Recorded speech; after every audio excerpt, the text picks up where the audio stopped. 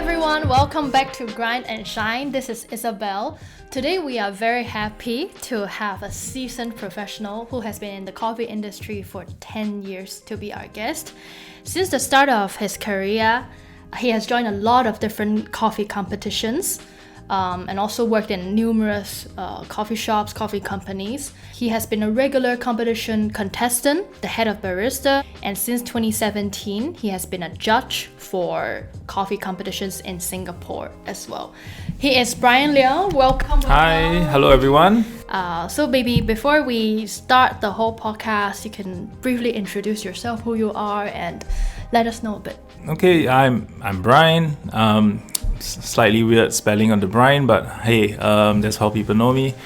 Been in the industry for 10 years now. This is actually like you could call my second career. I started off wanting to be in banking and finance, and was in that for a little while. Couldn't make it due to many reasons, and jumped into F&B, and I've been really happy ever since.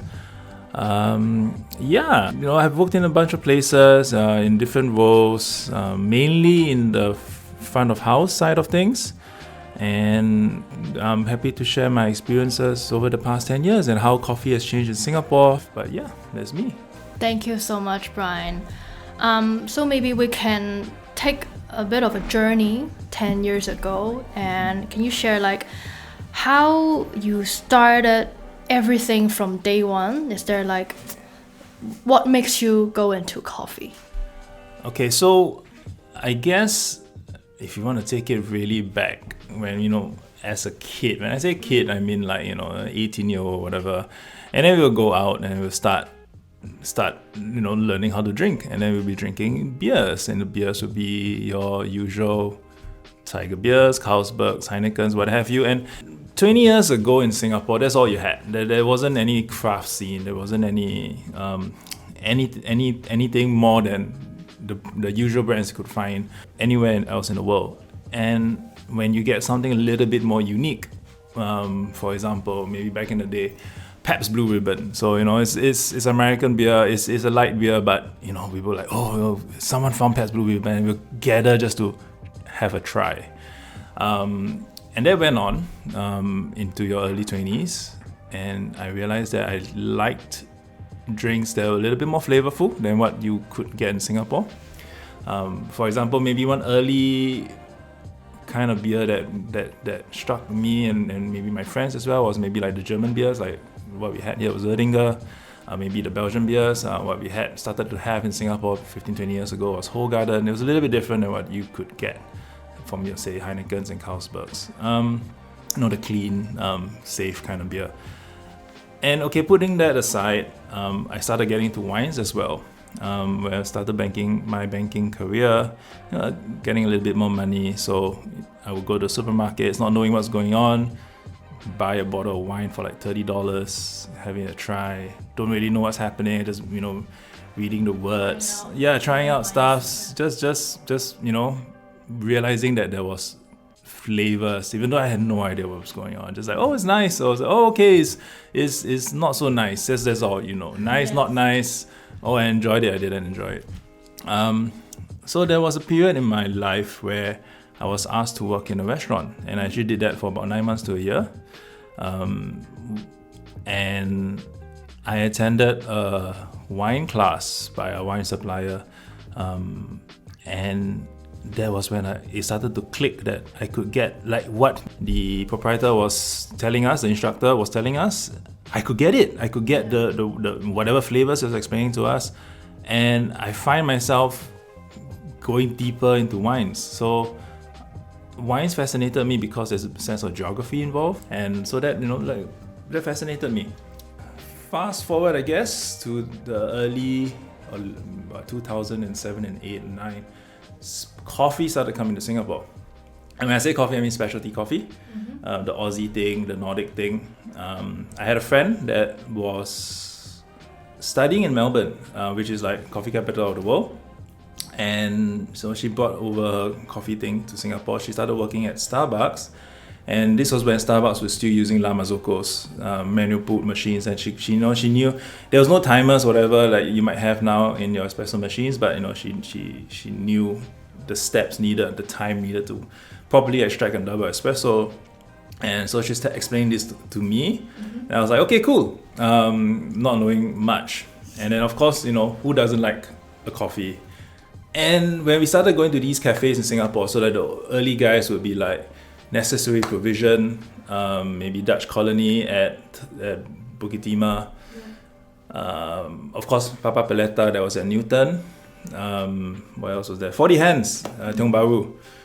These guys, and it was like there's this fascination, like, oh, it's so cool, it's so hip, it's and my first coffee beverage would be iced vanilla latte, double pump, and then these coffees started tasting like, it was different.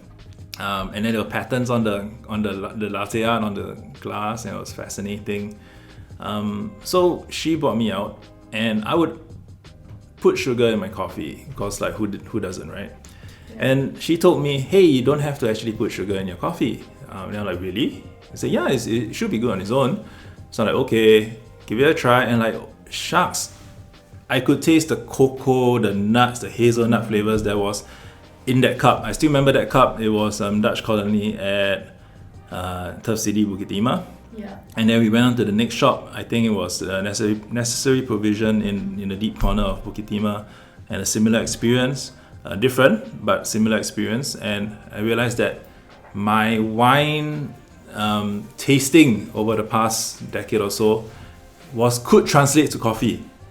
And that coffee was this whole new world, because I could drink multiple cups of coffee, I couldn't drink multiple cups of wine or glasses of wine. Yeah. And so it was like more exploration you could do. Now you could have that same sense of exploration and enjoyment, and again that sense of geography, like, oh, this coffee is from Brazil, it's from Honduras, it's so exotic, it's Central American countries, it's Ethiopia, wow. Did you first experiment the coffee beans with specialty or espresso machine? Like, what did you try to do? I think it was only going to coffee shops and having flat whites. Just tasting different coffee origins. Yes, and then there was one moment, it was when Papa Peleta had already moved to Chai Seng Huat. Yeah. And it was quite new, I believe, and I went there and I ordered filter coffee. I don't know why I did it. I think, Chai Seng Huat has that island bar set up, and you could sit by the bar. It was cool to sit. It's like a vintage style, and it's nice to stay there for like a few hours tasting different coffees. And then you could see the fella brewing it. That was fascinating to me. It was exciting. Yeah. It was different.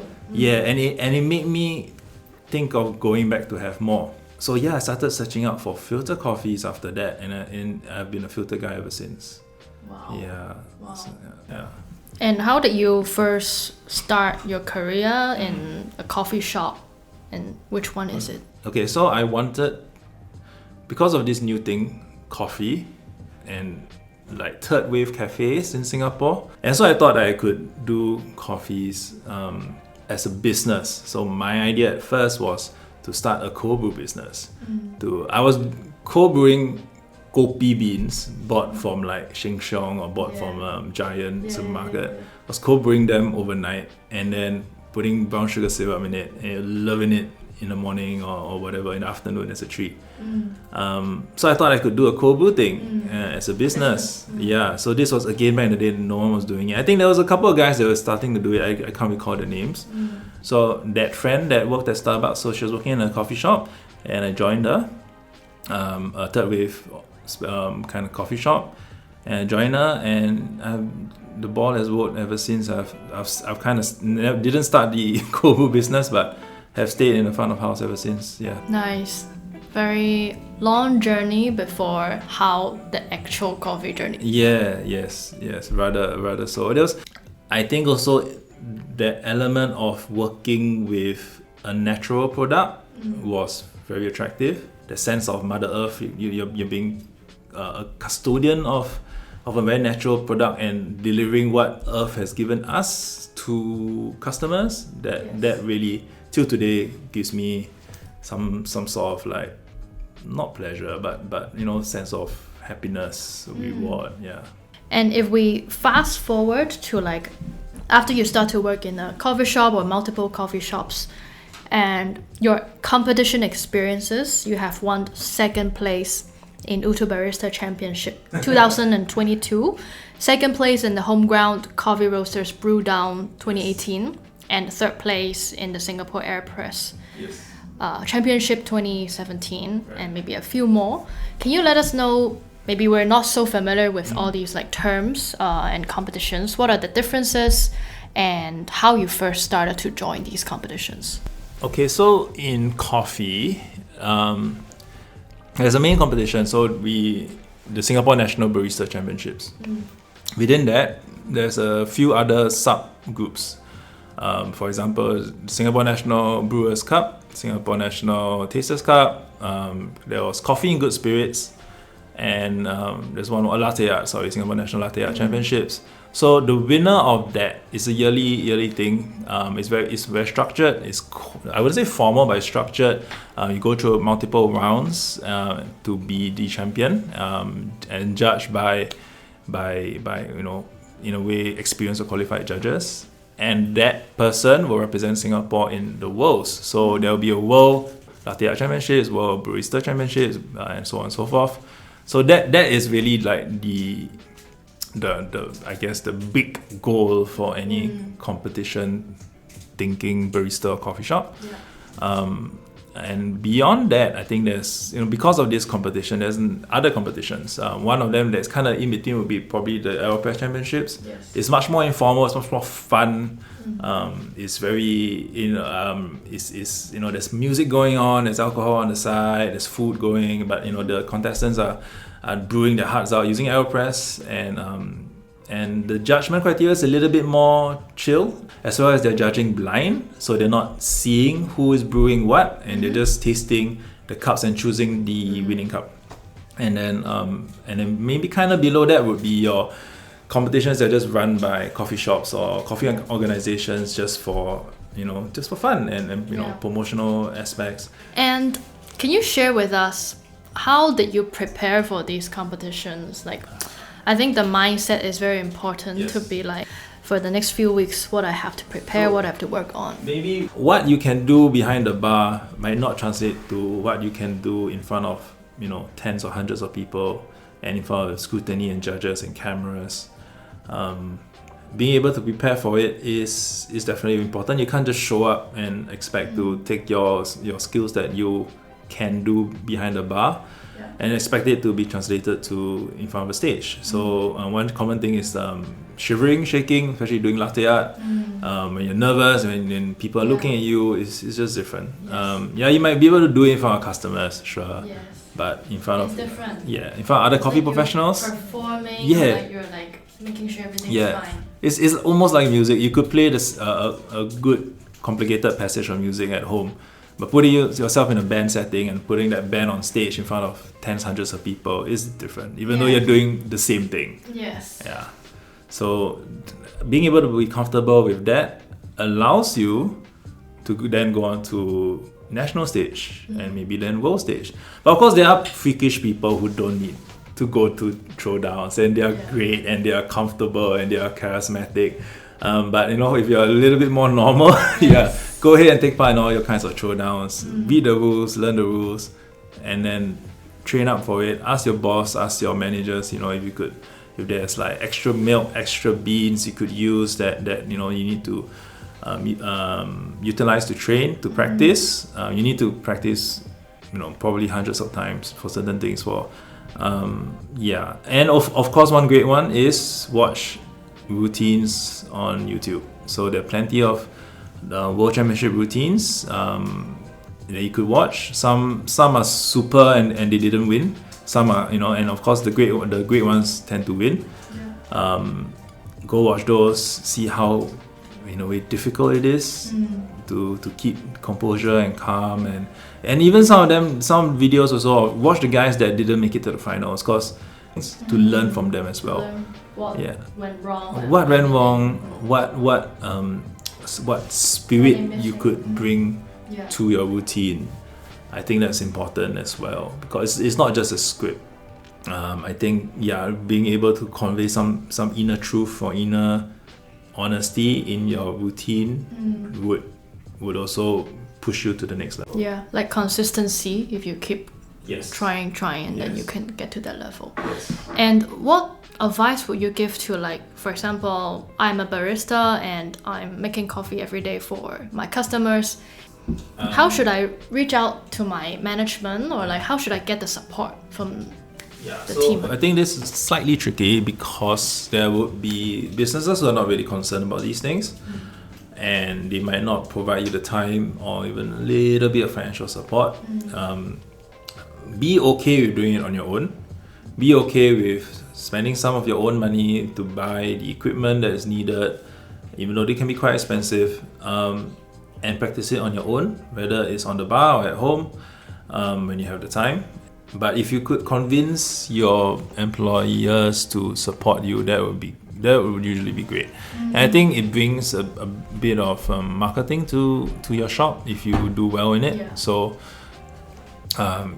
go ahead and talk to your managers and bosses. If you are a relatively young barista and want to compete in a brew down or throw down, or even nationals. Although nationals, I would say, is a huge step compared to throwdowns and brew downs. But Aeropress is a good one to kind of get a feel of a national level competition, but yet being chill. You don't have to present anything. You just have to brew.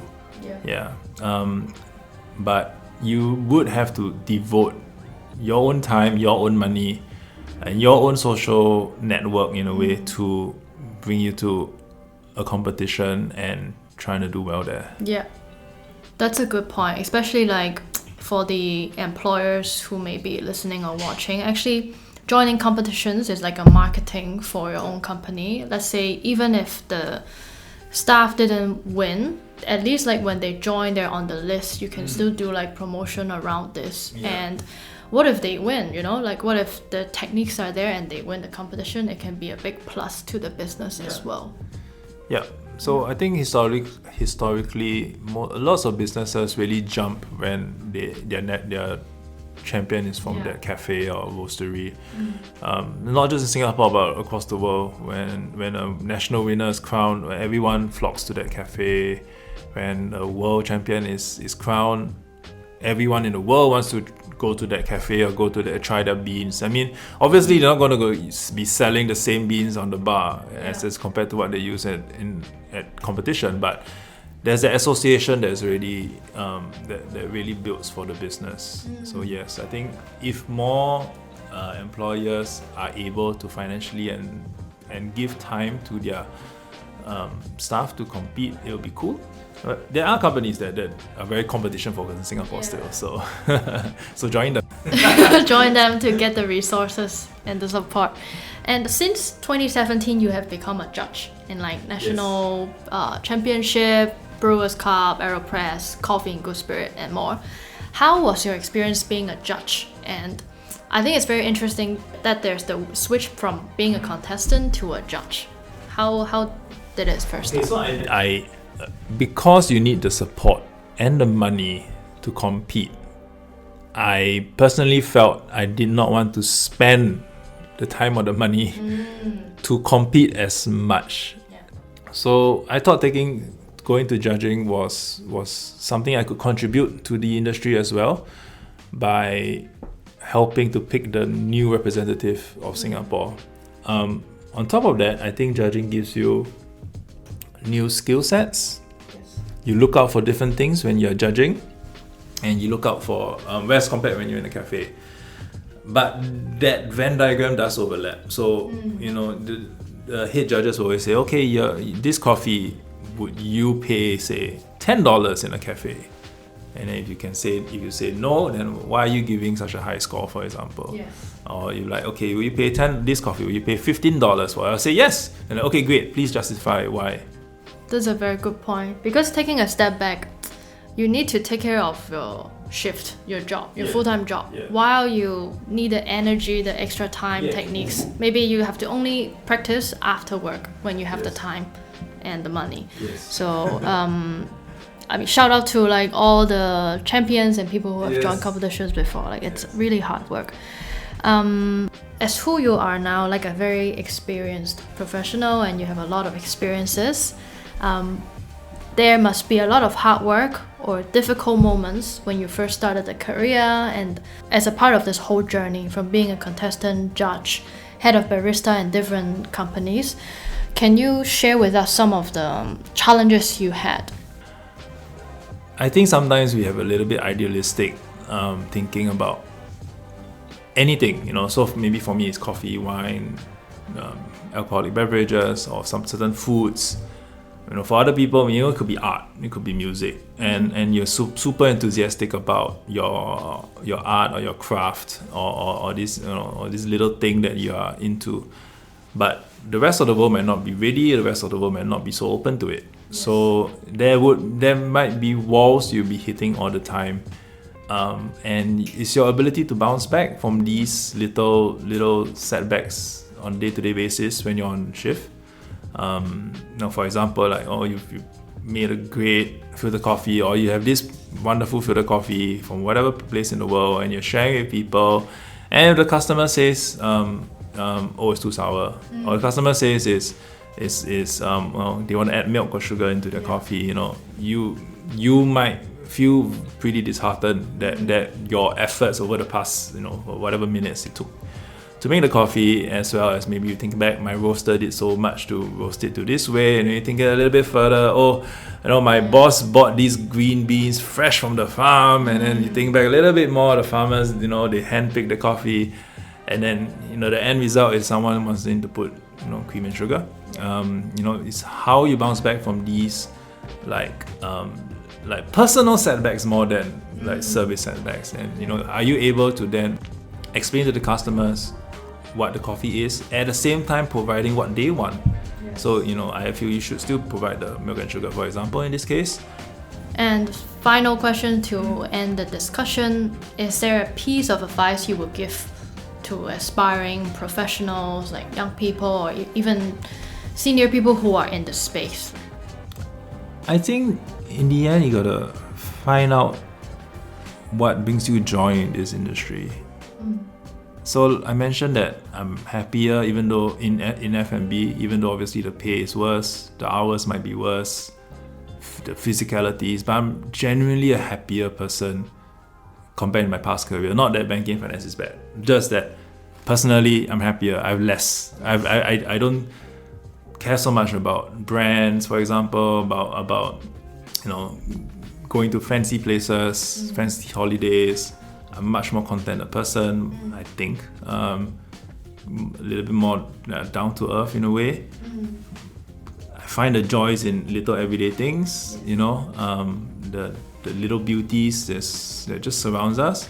And I think it relates back to me liking coffee or wine. It's a little thing, it's a little bean, it's a little grape, but it means so much to so many people. And how do we respect that and honor that?